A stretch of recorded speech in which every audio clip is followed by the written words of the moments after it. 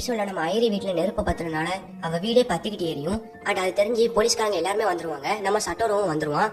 But உள்ள போறதுக்கு எல்லாருமே பயந்துகிட்டு இருக்கும்போது நம்ம சட்டோரம் மட்டும் தைரியமா போய் ஐரியை எப்படியாவது காப்பாத்தணும்னு சொல்லிட்டு உள்ள போய் நம்ம ஐரியை காப்பாத்துவான். அண்ட் அப்ப ஐரி நம்ம சட்டோரோட போனை அவன் பாக்கெட்ல வச்சிருவா. அதுக்கப்புறம் அந்த மேனேஜர் இருக்காம்ல, போன எபிசோட்ல ஐரி கிட்ட இந்த மாதிரி சட்டோரை நான் பாத்துக்கிறேன்னு சொல்லி ஏமாத்தினவன். ஸோ வந்துட்டு ஐரியை நான் பாத்துக்கிறேன், நீ போ தைரியமா அப்படிங்கிற மாதிரி ஐடியா அவன் பொறுப்புல வாங்கிட்டு நம்ம சட்டோரம் அனுப்பி விடுறான். அண்ட் சட்டோரம் அங்க போய் உட்காந்துட்டு அந்த போனை செக் பண்ணி பாக்குறான். அவங்க அம்மாவோட கால் லாக்லாம் செக் பண்ணி பாக்குறான். ஸோ கடைசி அவங்க அம்மா சாகிறதுக்கு முன்னாடி ஒருத்தங்களை போன் பண்ணிருப்பாங்க. அது வேற யாரும் இல்ல, ப்ரீவியஸ் எபிசோட்ல தையோ கிட்னாப் ஆனதை பத்தி ஒருத்தங்க கிட்ட சொல்லுவாங்க. ஸோ அவங்க தான் நம்ம சட்டோரோட அம்மாவோட கொல்லிக்கு. ஸோ அவங்களுக்கு தான் கடைசியா அவங்க அம்மா ஃபோன் பண்ணிருப்பாங்க. ஸோ அதனால நம்ம சட்டோரம் அவங்க வீட்டுக்கு போய் என்னன்னு கேட்பாங்க. அப்பதான் அந்த கொலிக் சொல்லுவாரு, இந்த மாதிரி கொஞ்ச நாளைக்கு முன்னாடி உங்க அம்மா எனக்கு ஃபோன் பண்ணியிருந்தாங்க.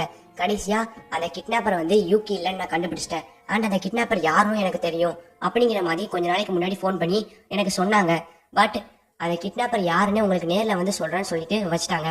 ஆனா அவங்க நேர்ல சொல்லவே இல்லை. அதுக்குள்ளேயே உங்க அம்மாக்கு இப்படி ஆயிடுச்சு. அதனால இப்ப இந்த கிட்னாப்பர் யாரும் தெரியல.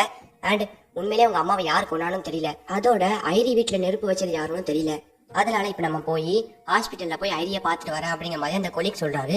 சோ அவரும் சொன்ன மாதிரியே ஹாஸ்பிட்டலுக்கு போய் ஐரியா பார்க்க. பட் ஆனா அந்த ஐரி அங்க இருக்க மாட்டா. அவங்க அம்மாவோட ஸ்வாப் அங்க வச்சுட்டு அவ தப்பிச்சு போயிருப்பா. சோ எதுக்காகனா நம்ம சட்டோரவை பாக்குறதுக்காக அவ வர சொல்லியிருப்பான். அண்ட் சட்டோரவும் அவன் பேச்சை கேட்டுட்டு போவான். பட் நீ சொன்ன மாதிரியே நான் போலீஸ்ட மாட்டி விட்டுறாதன்னு சொல்லுவான். இருந்தாலும் நம்ம ஐரியை நம்பி சட்டோரம் ஐரியா பாக்கிறதுக்காக போலான்னு முடிவு பண்ணிடுவான். நம்ம ஐரியும் சொன்ன மாதிரியே எந்த போலீஸ்காரங்களையும் கூட்டிட்டு வராம அவ உண்மையிலேயே நான் எதுக்கு ஒன்னு ஏமாத்த போறேன் அப்படிங்கிற மாதிரி சொல்லுவா. சரி அப்படின்னு சொல்லிட்டு நம்ம ஐரி கிட்ட சட்டம் ரொம்ப எமோஷனலா பேசிக்கிட்டு இருப்பான். நீ எனக்கு நிறைய ஹெல்ப் பண்ணிருக்க ஐரி, ஆனா நான் கொஞ்ச நேரத்துல உன்னையே சந்தேகப்பட்டுட்டேன் அப்படிங்கிற மாதிரி பேசிக்கிட்டு இருக்க.